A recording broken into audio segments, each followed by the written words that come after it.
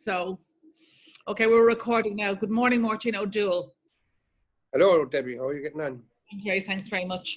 I was on the beach this morning and early when the sun was coming up at about 5:30, and I decided to do an intro to you on the beach, which would save me doing it now. But anyway, now that I have you on, I can't not do an intro, because I did say this morning that because people that are watching this, Mairtin, some of them know us and some of them don't. Oh yeah. And so I just had to say that in 1998, to make a long story short, you rang me after the Late Late Show when I said I put an appeal out that we needed help, and you were the first phone call that night when I got back to the house. And I think we met you shortly afterwards, and you came on board as part of the team from day one, and you are an absolute, without a doubt, an inspiration to every single one of us.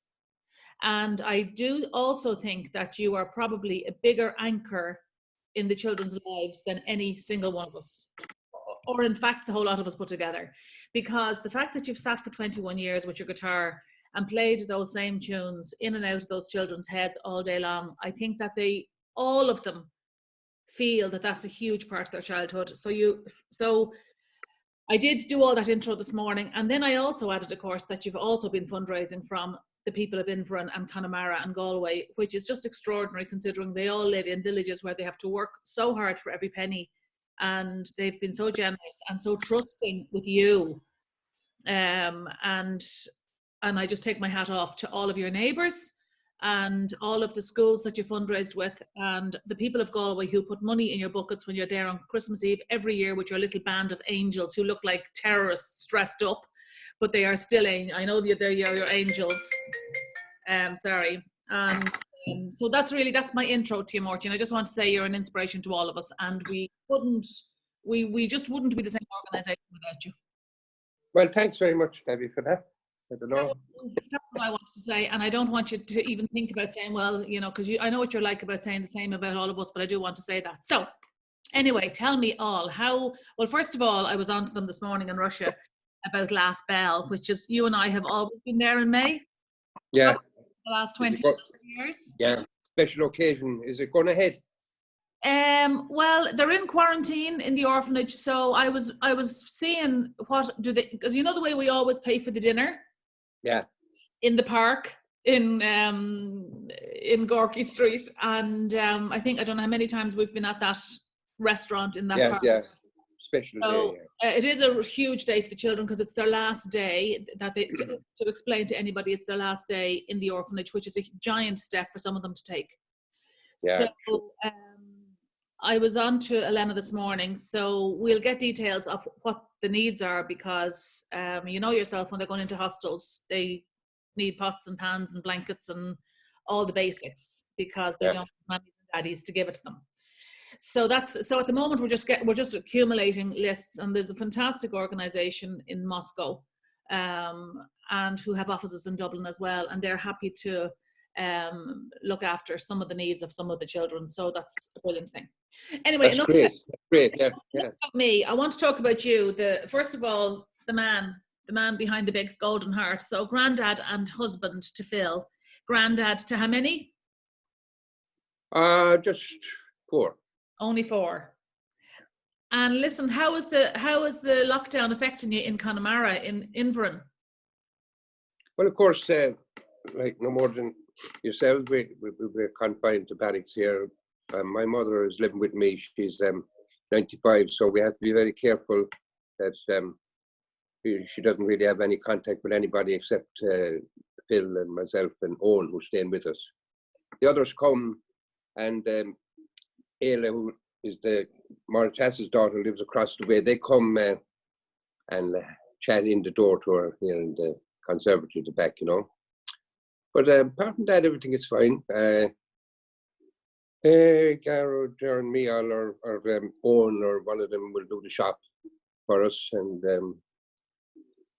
we could be a hell of a lot worse. I'm sure there are poor creatures who are much worse than we are. I mean, we're out in the fresh air, like out here in Inverin, and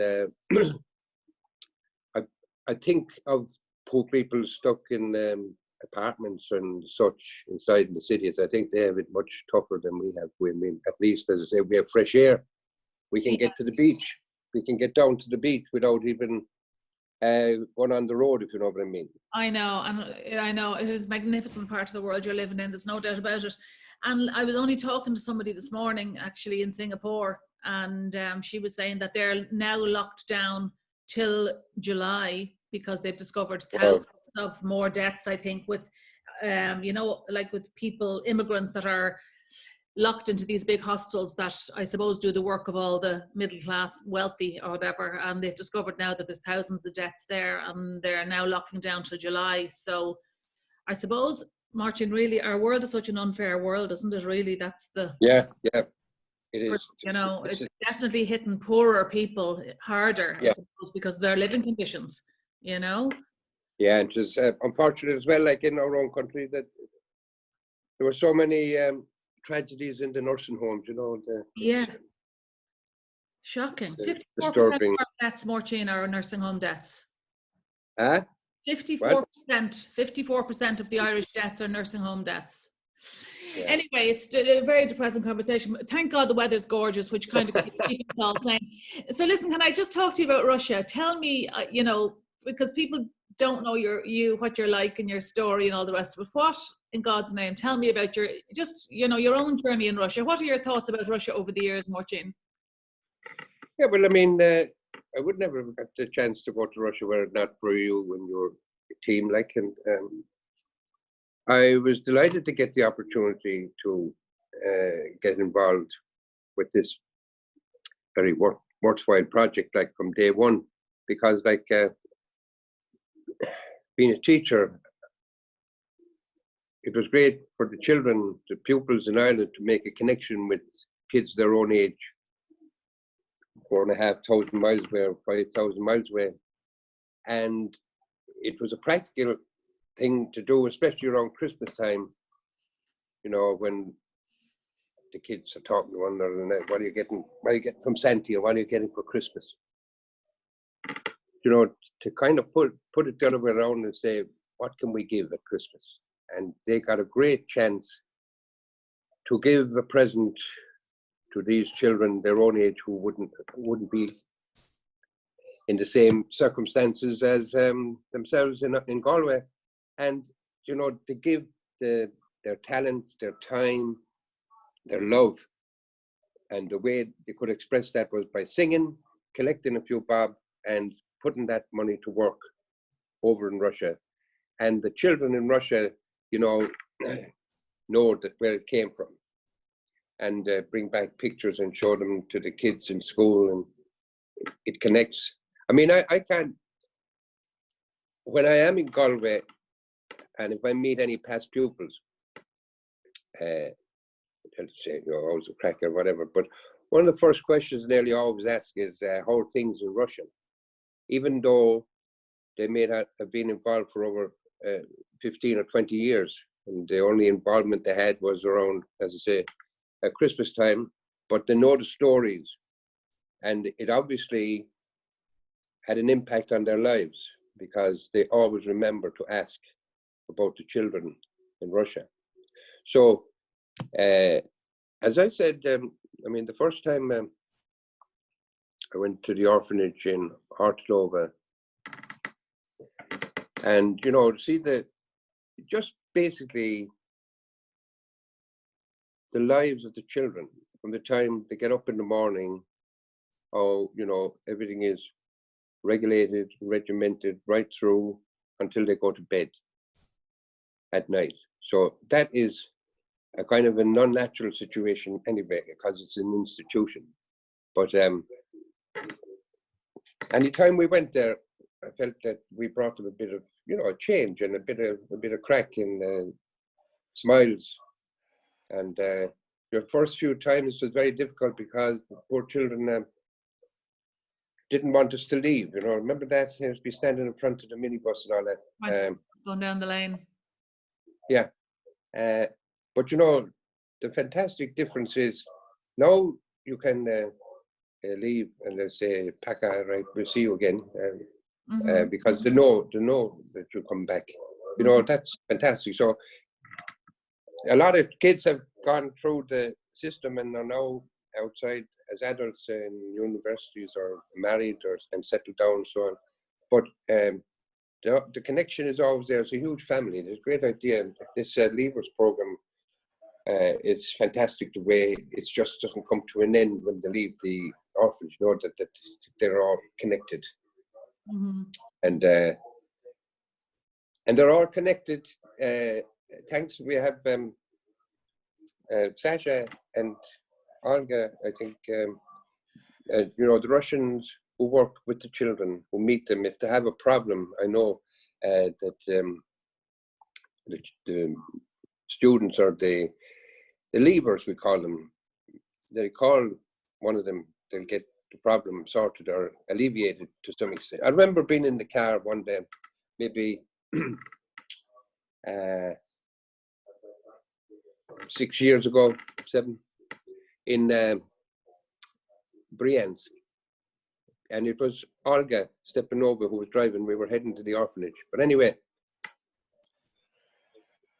while she was driving, she got this phone call, and I kind of picked up. I wouldn't have great Russian now, but I can understand most of the conversations. But I gathered anyway, the way she was talking, that somebody had a problem, and that she would ring back and we'd sort it out somewhere. But to make a long story short, it was Roma. I don't know if you remember Roma in Hartlova, a blondie guy. He'd be about 26 now. But he was a blonde, very quiet, very smiley. And he was very good at the guitar, and he was very interested. So I can visualize 6 or 7 of them there under a tree in the middle of summer, singing Jingle Bells, and the sun splitting the rocks, you know. But anyway, and Roma had a lovely smile. But the story is, this is what happened. Roma was in jail because he had stolen a mobile phone, and he got 28 days in jail. Now, he did steal the phone, he admitted it. I think he went a bit off the rails for a while. But anyway, the point I'm trying to make is, here was Roma stuck in a prison, not a very nice place.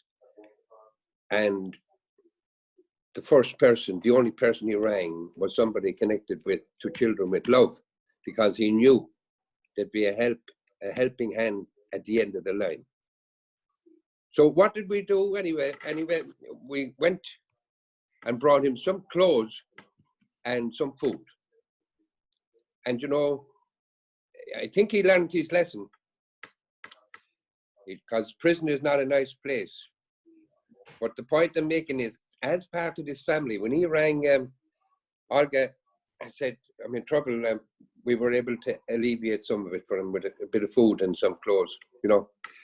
And he was delighted. So that's just a little example of the family, the big family that the Leavers and the children are. I remember watching bringing down to, obviously there's you know yourself, there's a million stories like that. And I just thought it was interesting last week, and I won't use his second name because he's in the army at the moment, Andre, who lived in our, and I know him. You know him extremely well. And what age is he now? 30 something. And he sent me text messages last week, and he's obviously had a shocking past, in that he had a horrific beginning. He saw his father murdering his mother, wasn't it? Yes. Yeah. And then he came to Ireland and stayed with the family. Then he went back as only a small child. And then he was very quiet all through the orphanage years. And then he went into our flat that somebody had kindly lent us for a period of time. A magnificent young guy called Peter Gannon, and let the children stay in it for years. And he lived there. And then he joined the army. And then, unfortunately, he was hit by a car, and his head was mashed. We didn't know about it for months because he was in the army, and he'd got a steel plate into his head. And then he came back and lived nearly with you on and off for 2 years in the flat, because you were always there. And I think you were like a father to him. And now he's back in the army, which was always his dream. And he's quite high up the ranks. But it was just interesting last week to get a text from him. And of course, he's asking for, you know, when you think all these years later, and there's your name in the message, how's Mairtin? Please give him my regards. So it's amazing to see how much part of the childhood Mairtin I suppose we all are, but really they all have such magnificent memories of your kindness. I have to ask you about that, Mairtin.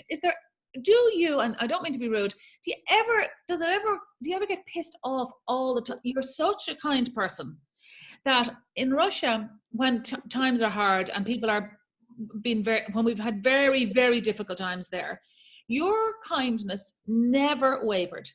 Like, I could turn into a bitch at the best of times, at the worst of times, and I could be in fights with builders and fights with directors. And you were always that kind, magnificent person. Do you ever think in your head, do you ever have bad thoughts in your head, or are you that person all the time? That beautiful, kind person all the time? I don't recognize the person you're talking about here at all. Oh my God, you're the kindest person I've ever known, I think. Well, you see, I suppose just the way we were raised. You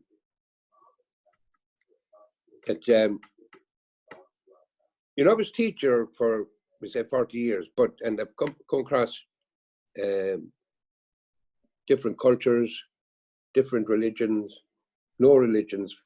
But the basic tenet of all the children that I met in various different places, some very well off, some not so well off, some very poor. But I think underlying everything, people want to do good. I rarely come across a person who wants to do bad. Even children get into trouble. I mean, inside them, they're trying to do good. It doesn't always work out because of circumstances and so on. So we kind of, our attitude is do as much good as you can for as many people as you can, because we have things so good. And what I'm saying about the cultures and religion, the basic tenets of all of them: love God and love your neighbor. And how do you love your neighbor? By helping them.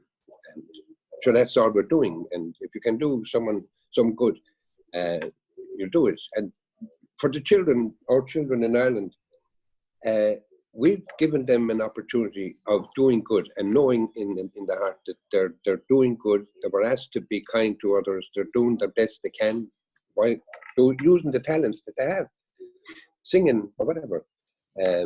It's never worth it, kind of trying to be negative. If things are bad, you try and look at it and say, well, how can I make it better? Rather than saying, blasting it, you know what I mean? That's and I think then talking about the Russian setup and the Russians that I've come across in the orphanages and so on, I found them always to be, at the first beginning, maybe they were a bit suspicious, wondering why the hell are these people out here? But when they see that we're really just trying to help the children, we're not there for Putin, we're not there for the government, we're there for the children to try and make their lives better. I think the authorities that we've come across then appreciate that, and they'll be helpful to you as well. I mean, the likes of Eddie there in Hartlepool, who does the sport, and the kids are very fond of him. But, you know, when I was there the last time now, I kind of asked him, was there anything that he needed? So he needed maybe 6 or 7 pairs of runners and some sports equipment, not for the children. And he was so appreciative when he got them. It's something small, but it made such a difference. See, they don't have their own runners when they're playing football. They're in little boxes inside the dressing room, or where they tag up. And there are many users of the different boots, you know. No one says they're mine. It's everybody's. So it's very easy to help out in a practical way to Eddie, because it's going to go to the children anyway. But it makes such a difference to their lives, like in small practical ways. Someone is looking for a pair of shoes, or someone needs to get his eyes tested, like we had, or Sasha who had to get his cataracts removed. Remember that? Yes. So that's what I keep telling my friends and supporters, my family, who are my main supporters, of course. It's great to be able to do something with the money that people contribute and tell them, look, okay, they got a new door in Glendichua one year. I happened to be there, and I had money, and there was an awful wind blowing in the front door. So this is of our shelter. This is where all our smallest children are. Yeah, that's the pre-out, like. Yes. So we helped them to buy a kind of a patio door. And An aluminium door. An aluminium door. That's right. And that stopped the bloody wind going in, you know. But it made such a difference. It made such a difference in their day. They didn't have a cutting wind sawing through them all day, every day. It stopped that. Something very practical. And you know yourself, Debbie, there are so many other ways. I mean, remember Pasha, the poor man, he's dead, like. He died very young. Yeah. Yes. He was murdered. Yeah. Mm-hmm. But I remember, I was in hospital at the time. You weren't, but I was talking on the phone, and I said that this fella showed a fantastic interest in your guitar. The guitar, yeah, and I wanted to get him on. His birthday was coming up. Now he was about 16 at the time, 15 or 16.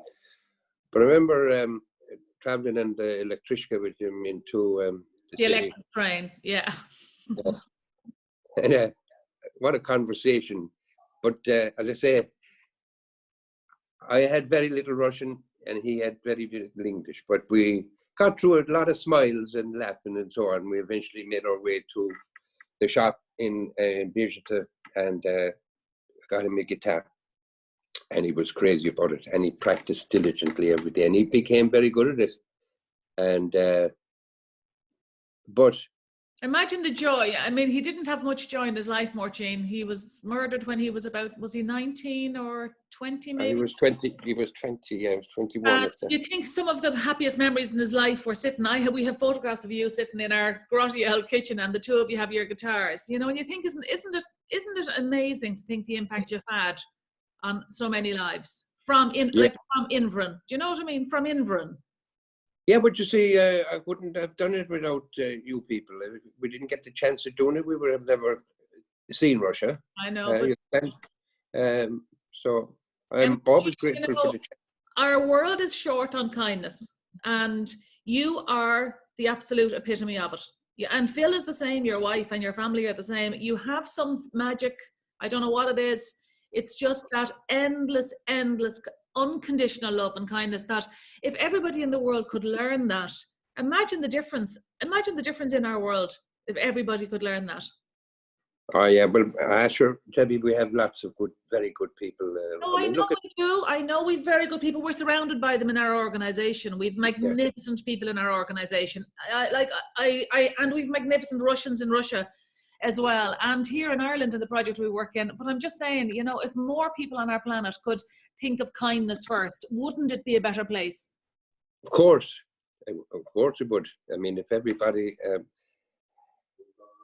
followed the basic rule, as I say, it's human, it's comes from religion, it comes from Bible, but the basic thing is the tenet that if everybody followed it, just do good to others. We'd have no wars, we'd have no dissent, we'd have no disputes. If everybody just did that. Yes, no racism, no sexism, no racism, no, you know, you're absolutely right.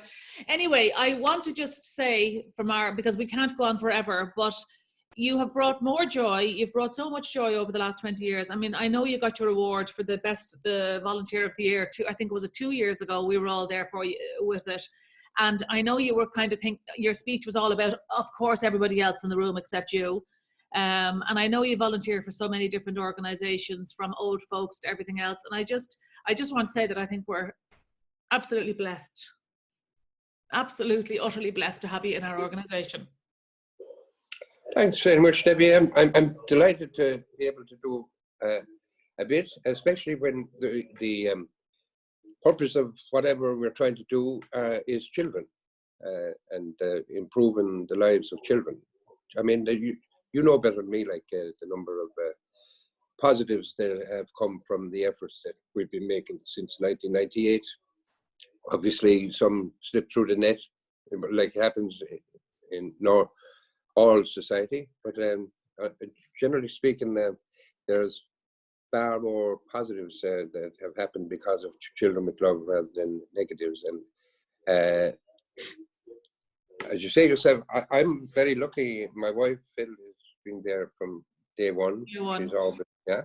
And the children, no longer children, of course, Gareth, Leanne, Martassa, Paulie, Gordon, and Gasonia, they all chip in anytime there's anything. I know. I mean, it does make a difference, Mairtin, for the likes of you and me, because Mick is the same, my own husband. He's there all the time, rock solid.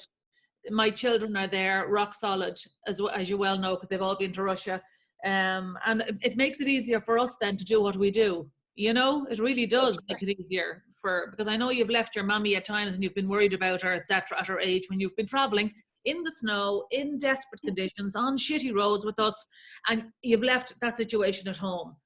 So anyway, I want to say you're just one of the most amazing people on this earth. That's all I want to say to you, and I really do mean that from the bottom of my heart. You're Mahagut, is what I want to say. Know, Debbie, thanks a million. Spasibo bolshoye, Mairtin O'Dubhghaill. Пожалуйста. Okay, that's Vidania. Talk to you soon, Mairtin. Thank you to everybody. Say hi to everybody down there. Stay safe. Okay, Debbie, thank you. We'll watch on Ross Maroon. Bye, Mairtin. Okay. Bye. Oh, good luck.